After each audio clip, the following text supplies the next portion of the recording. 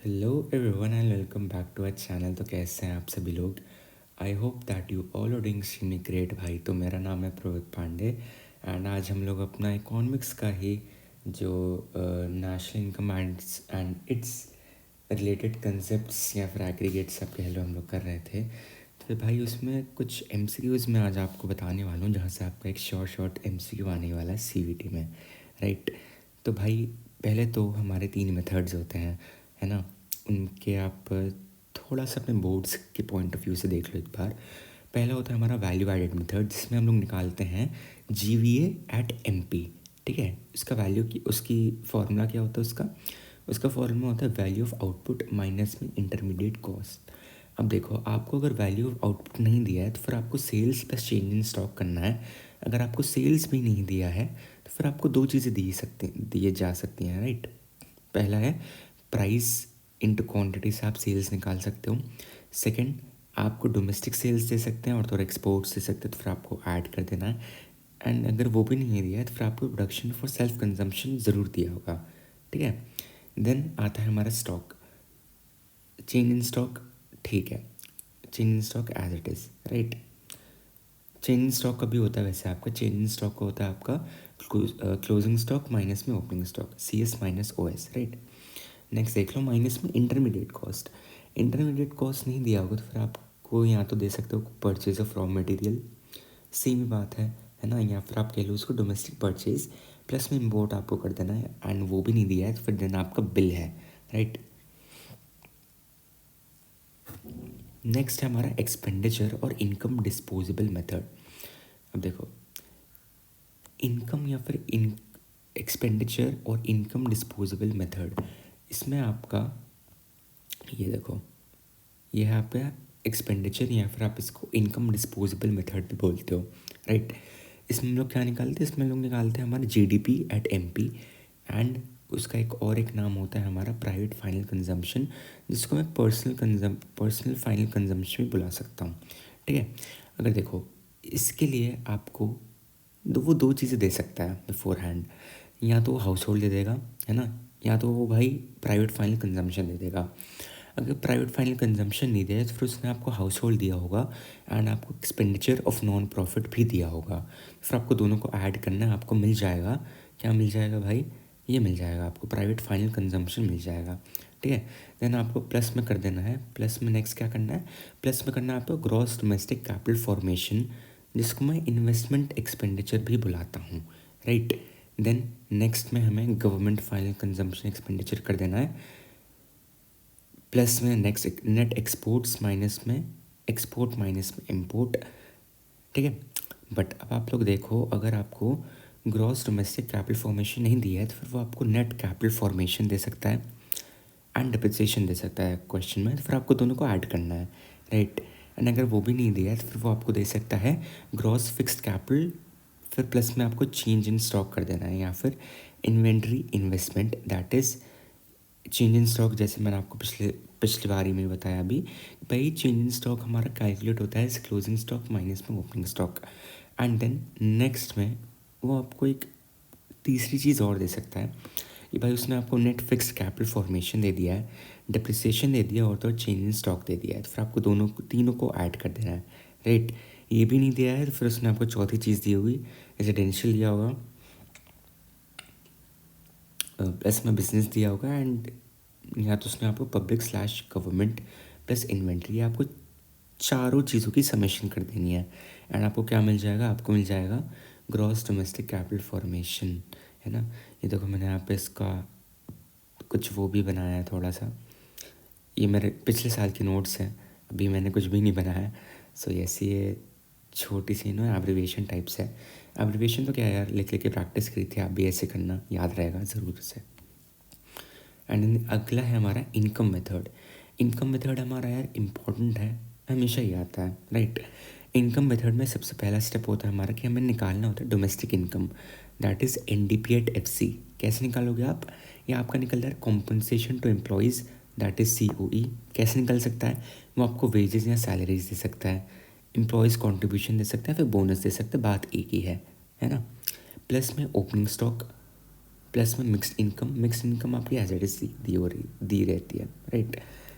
Opening stock में वो आपकी कुछ कुछ चीज़ें दे सकते हैं, या तो भाई वो रेंट दे सकता है, इंटरेस्ट दे सकता है, प्रॉफिट दे सकता है, प्रॉफिट नहीं दिया है उसने अगर तो वो दे सकता है आपको कॉर्पोरेट टैक्स, देन आपको ऐड करना है उसमें डिविडेंड, देन ऐड करना है आपको अनडिस्ट्रीब्यूटेड प्रॉफिट, एंड अगर ये भी नहीं दिया है तो फिर वो आपको दे देगा प्रॉफिट आफ्टर टैक्स प्लस में कॉर्पोरेट टैक्स आपको करना है, ठीक है।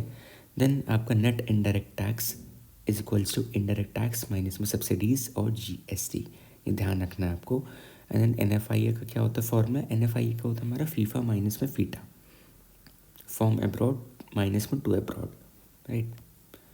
अब ये देखो, ये है हमारा जीडीपी डिफ्लेटर, ठीक है, जीडीपी डिफ्लेटर ये आपका पक्का पक्का से आएगा, सो प्लीज़ मेक श्योर कि आप लोग इसको अच्छे से करना।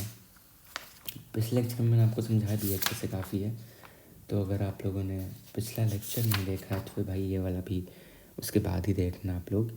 जीडीपी डिफ्लेटर का फॉर्मूला क्या होता है, सबसे पहले जीडीपी डिफ्लेटर का फॉर्मूला होता है हमारा नॉमिनल जीडीपी अपॉन में रियल इंटू में 100, ये होता है आपका फॉर्मूला। अब आप लोग क्वेश्चन देखो, assuming real income to be ₹200 crores and price index to be 135, calculate the nominal income. इसी को ही मैंने यहाँ पे प्राइस इंडेक्स भी बोल दिया है, बात सेम है, ठीक है, बात सेम है। अब देखो मुझे क्या दी गई थी, मुझे रियल जीडीपी दी गई है, कितनी दी गई है 200, और मुझे प्राइस इंडेक्स कितना दिया है, प्राइस इंडेक्स दिया है मुझे 135। बस यार कैलकुलेट कर लो आप लोग, जैसे बेसिक मैथ्स होती है ना, बेसिक मैथ्स ही कर लेना यार, हो जाएगा आपका कैलकुलेट। तो इसका आंसर आपका आता है 270 crores, ठीक है।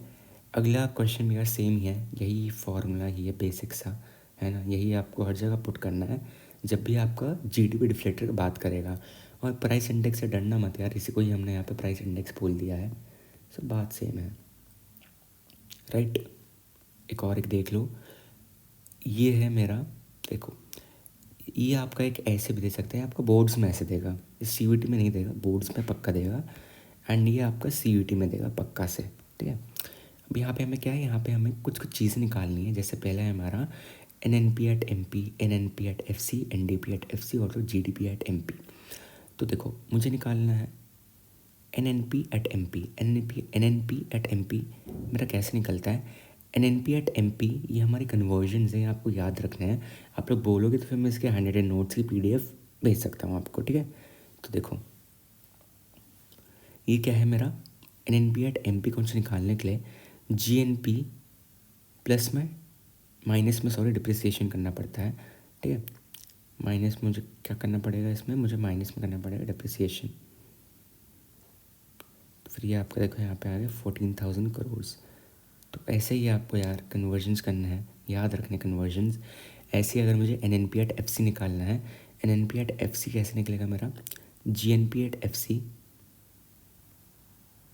माइनस में डिप्रिसिएशन तो होएगा ही होएगा, माइनस में डिप्रिसिएशन माइनस में नेट इनडायरेक्ट टैक्स माइनस में एन आई टी टैक्सेस, ठीक है। एन आई टी टैक्सेस है मेरा आई टी माइनस में सब्सिडीज़ 500 माइनस में 150, तो ये देखो आ गया ना 13,650 crores। देन ऐसे ही आपका N D P at F C भी निकलेगा, सेम है यार, है ना। और यहाँ पे आप लोग देख लो, मैं थोड़े से कन्वर्जन्स ले आया हूँ आप लोगों के लिए। जैसे यार अगर मुझे ग्रॉस टू नेट जाना है तो फिर मुझे करना पड़ेगा minus depreciation, net to gross जाना है तो फिर मुझे प्लस डिप्रिसिएशन करना पड़ेगा, एन आई टी निकालना है तो फिर आई टी माइनस सब्सिडीज़ करना पड़ेगा, मार्केट प्राइस से फैक्टर कॉस्ट जाना है तो फिर minus net indirect tax, factor cost to market price plus में N I T, national income to domestic income minus में N F I A, and then domestic to national income में हमारा हो जाएगा प्लस में एन एफ आई ए। तो बस यार आज के लिए इतना ही, मुझे आपको थोड़े से एम सी क्यूज़ की शक्ल दिखानी थी कि भाई आप इस वीडियो में आएंगे कैसे एम सी क्यूज़, है ना। और अभी यार हम लोग अभी अपना एक पूरी एक सीरीज़ निकाल देंगे यार, जिसमें मैं आपको बस एम सी क्यूज़ ही रटवाऊँगा, so don't worry about that. बहुत ही अच्छे से हम लोग सब कुछ ही करने वाले हैं। एंड ऑल्सो गाइज एक नया बैच लॉन्च होने वाला है, उसका आपको लिंक आपको कमेंट सेक्शन में मिल जाएगा, जिसमें बेसिकली हम लोग जे जामिया मिलिया इस्लामिया का भी जो एंट्रेंस होता है, किसका एंट्रेंस होता है भाई, BBA एंड BCom का, है ना।